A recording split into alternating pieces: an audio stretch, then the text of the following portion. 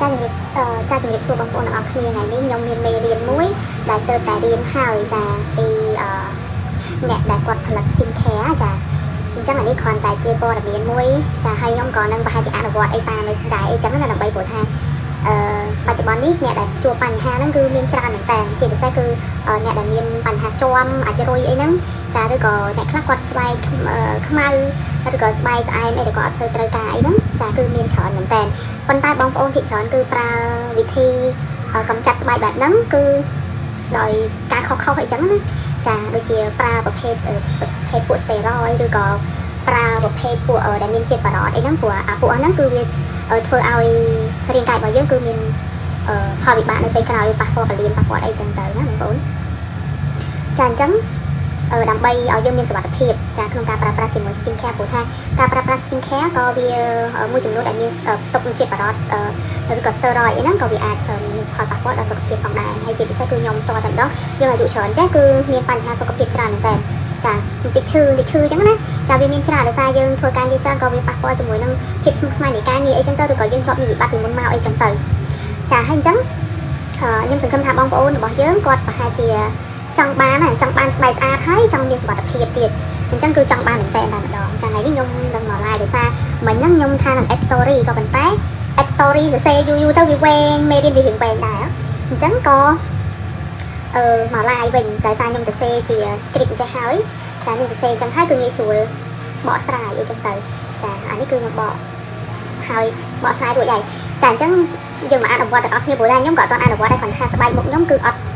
មានជាំអីធំដុំទេចាគឺស្បែករបស់ខ្ញុំគឺមានអាចរុយទូចអីចឹងដោយសារយើងពេលខ្លះយើងកាត់មុនឬក៏ពេលខ្លះយើងការពារបានអីដិតដល់អីចឹងទៅវាអាចស្បែករបស់យើងមានអាចរុយខ្លះមានជាំអីតិចតួចអីចឹងទៅចាប៉ុន្តែឲ្យជាំទាំងគឺស្បែកខ្ញុំអត់មានទេអញ្ចឹងបងប្អូនដែលមានបញ្ហាជាំចាអាចចូលមកក្នុង live របស់ខ្ញុំនេះបានហើយមិនថាបងប្អូនថាជ្រើសរើសដោយសារខ្ញុំជាអ្នកលក់ផលិតផល Kifrin ប៉ុន្តែបងប្អូនបើសិនជាស្ដាប់ហើយអាចជ្រើសរើសផលិតផលក្រៅពី Kifrin ក៏បានដែរឲ្យតែក្នុងនេះបងប្អូនយើងចេះជ្រើសរើសណាចេះជ្រើសរើសនេះជាមួយនឹងខាងក្រៅវិញបងប្អូននេះខាងក្រៅនេះអានេះខ្ញុំរើសយកជាមួយនឹងផលិតផលលាបដេញមុខចាដេញមុខនេះបងប្អូននៅពេលដែលបងប្អូនទិញផលិតផលបងប្អូនត្រូវសួរអ្នកលក់ឬក៏យើងមើលខ្លួនឯងព្រោះយើងដើរតាមផ្សារគឺយើងអាចមើលខ្លួនឯងបានចាយើងមើលថាតើនៅក្នុងសបកខ្លងឬក៏សបកដបហ្នឹងគឺមានសារធាតុផ្សំអីគេខ្លះនៅក្នុងហ្នឹងអញ្ចឹងនៅពេលដែលបងប្អូនទិញផលិតផលទាំងអស់ចាយកមកប្រើយកមកលាបហ្នឹងគឺយើងត្រូវតែមើលខាងក្រោយសបកដបឬក៏ប្រអប់ចាព្រោះថាទិញពីច្រើនគឺមានប្រអប់មានអីចឹងណាចាឬក៏លេបែបនេះចាលេបែបនេះគឺមាននៅខាងក្រោយខ្នងនេះគឺមានសារធាតុផ្សំទាំងអស់មកសារធាតុផ្សំមួយហ្នឹងចាគឺសារធាតុactive ingredient របស់វាដែលគេផ្សំសារធាតុផ្សំទាំងអស់ហ្នឹងគឺមាននៅក្នុងនឹងទាំងអស់ហើយបងប្អូនយកទៅស្រាវជ្រាវខ្លួនឯងហើយនឹងសង្កេតមើលនៅបន្តិចទៀតនេះគឺខ្ញុំនឹងបង្ហាញជូនបងប្អូននៅសារធាតុផ្សំអីខ្លះដែលជួយទៅដល់ស្បែករបស់យើងដែលអ្នកស្បែកជាំឬក៏ស្បែកយើងខ្មៅដោយកម្ដៅថ្ងៃអីហ្នឹងចាគឺបងប្អូនអាច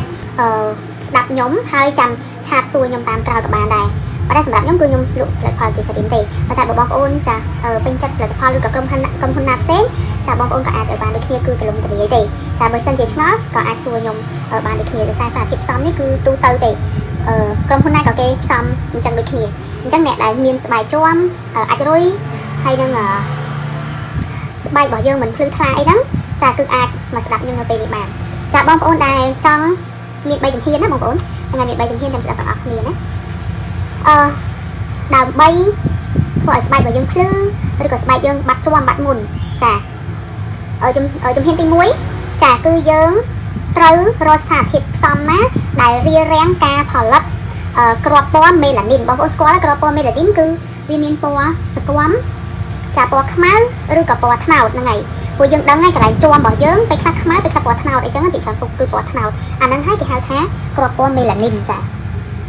អញ្ចឹងជំហានដំបូងគឺយើងត្រូវរកសារធាតុផ្សំណាដែលរារាំងឬក៏ទប់ស្កាត់ការផលិតគ្រាប់ពណ៌មេឡានីនហ្នឹងដែលមានដូចជាសារធាតុផ្សំតែយើងត្រូវរកគ្រីមចារកសេរ៉ូមឬក៏ gel អីដែលមានសារធាតុផ្សំសកម្មដូចជា active ingredient របស់វាគឺមានដូចជា alpha arbutin ចាបងប្អូនតែធ្លាប់ឮទេ alpha arbutin ហ្នឹងហើយ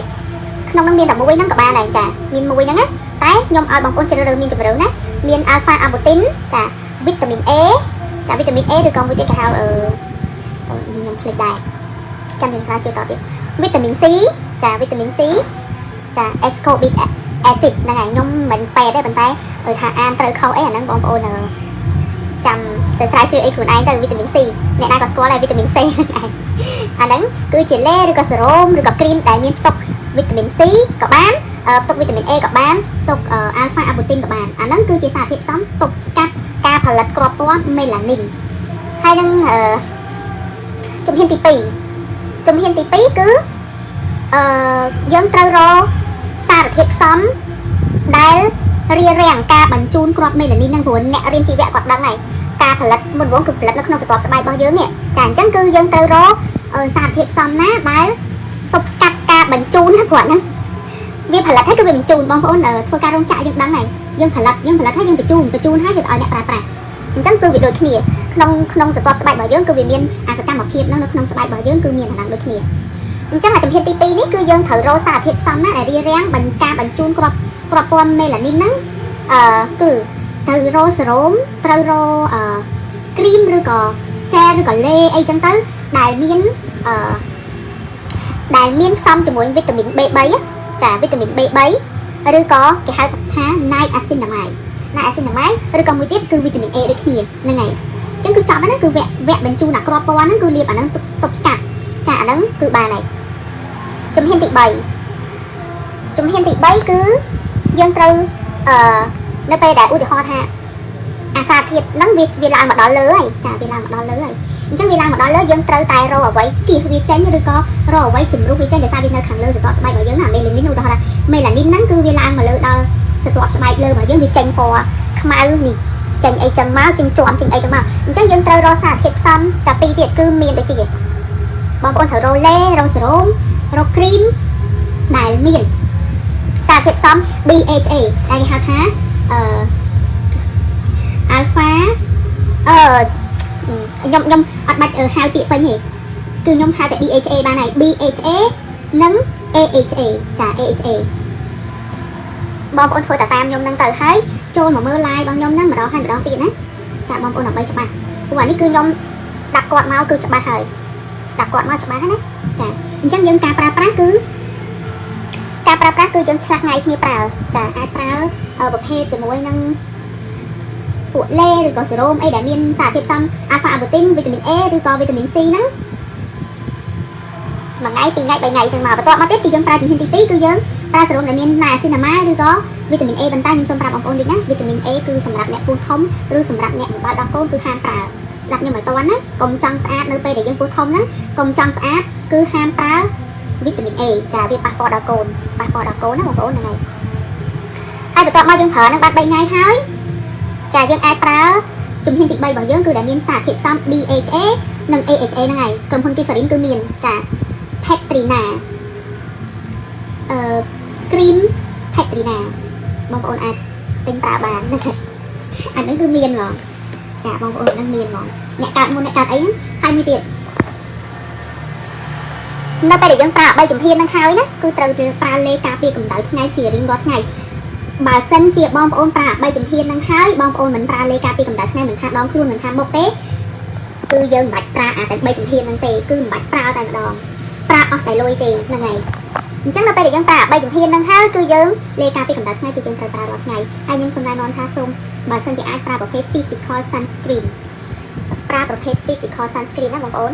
physical sunscreen គឺវា layer នៅលើស្បែកមុខរបស់យើងจะវាជ្រាបចូលក្នុងទេប៉ុន្តែវាសល់វាយខែបន្តិចយើងទ្រាំទៅប៉ុន្តែខ្ញុំលេរបស់ខ្ញុំគឺប្រើអាមួយនេះខ្ញុំលាបទៅមានវាយខែតិចតិចប៉ុន្តែវាលាបចូលស្បែកនេះបងប្អូនចង់ដឹងថា physical sunscreen មានសារធាតុផ្សំអីខ្លះគឺមាន titanium oxide និង zinc oxide បងប្អូនដើរផ្សារទៅហើយយកសបកលេហ្នឹងយកមកមើលមកថាតើវាមានសារធាតុផ្សំអាពីរហ្នឹងអត់បើសិនបងប្អូនចង់ប្រើតែបើយើងប្រើ chemical sunscreen ក៏បានដែរប៉ុន្តែ chemical sunscreen សម្រាប់អ្នក sensitive ស្បែក sensitive ស្បែកមានប្រតិកម្មឬក៏ក្មេងអីគឺប្រើបានទេតែសម្រាប់បើក្មេងចាប់ពីអាយុក្មេងទៅ6ឆ្នាំអីទៅគឺអាចប្រើជាមួយ physical sunscreen បានបងប្អូនបើចង់ឲ្យកូនរបស់យើងប្រើលេការពារកម្ដៅថ្ងៃព្រោះការការពារកម្ដៅថ្ងៃនេះគឺវាធ្វើឲ្យស្បែករបស់យើងហ្នឹងគឺ ជួយការពារការប្រឈមជាមួយនឹងការជំងឺមហារីកស្បែកបានហ្នឹងហើយអញ្ចឹងខ្ញុំសូមណែនាំថាបើសិនជាចង់ឲ្យកូនប្រើបងប្អូនទៅរកខ្ញុំឃើញរបស់កូរ៉េក៏មានច្រើនដែរប្រភេទ physical sunscreen របស់ចិននេះក៏មានដែរហ្នឹងហើយចាប៉ុន្តែខ្ញុំនេះប្រើនេះដោយសារនេះវាស្រួលលាបយើងក្លុកចេញមកឲ្យទឹកវារាវដែរអញ្ចឹងវាងាយស្រួលលាបខ្ញុំប្រើតែនេះឯងម៉ាក់ខ្ញុំក៏ប្រើតែហ្នឹងទេហើយគាត់ទៅធ្វើជាការរាល់ថ្ងៃមិនមែនថាទេជាការរាល់ថ្ងៃចង់និយាយថាគាត់នៅក្រោមកម្ដៅថ្ងៃវាច្រើនដូចយើងនៅមុខភ្លើងភ្លើងដែលយើងប្រកាសដាំបាយស្លអីហ្នឹងក៏វាក្តៅដូចគ្នាអញ្ចឹងក៏វាជះមកយើងត្រូវការពារដូចគ្នាហើយនឹងពលឺនេះពលឺភ្លើងរបស់យើងហ្នឹងក៏មានដែរហើយយើងមើលកុំព្យូទ័រមើលទូរស័ព្ទអីហ្នឹងគឺយើងត្រូវតែប្រើហ្នឹងហើយគឺត្រូវតែស្បែករបស់យើងគឺត្រូវមានអីលាបការពារហ្នឹងហើយអំបញ្ញមិញឬក៏មុនដែលខ្ញុំប្រើអំបញ្ញមិញគឺបងប្អូនអាចប្រើទាំងយើងបើលេលាបមុខបើលាបអីគឺយើងប្រើហ្នឹងទៅតែបើលាបខ្លួនក៏ត្រូវប្រើ3ជំហានដូចគ្នាប៉ុន្តែត្រូវរកប្រភេទពួកប្រើលាបមុខនិងលាបខ្លួនគឺផ្សេងគ្នាណាតែសារធាតុផ្សំវាតែមួយទេហ្នឹងហើយចាហើយបើប្រភេទលេនេះគឺជាលេផ្ដល់សំណើមហើយជួយឲ្យស្បែក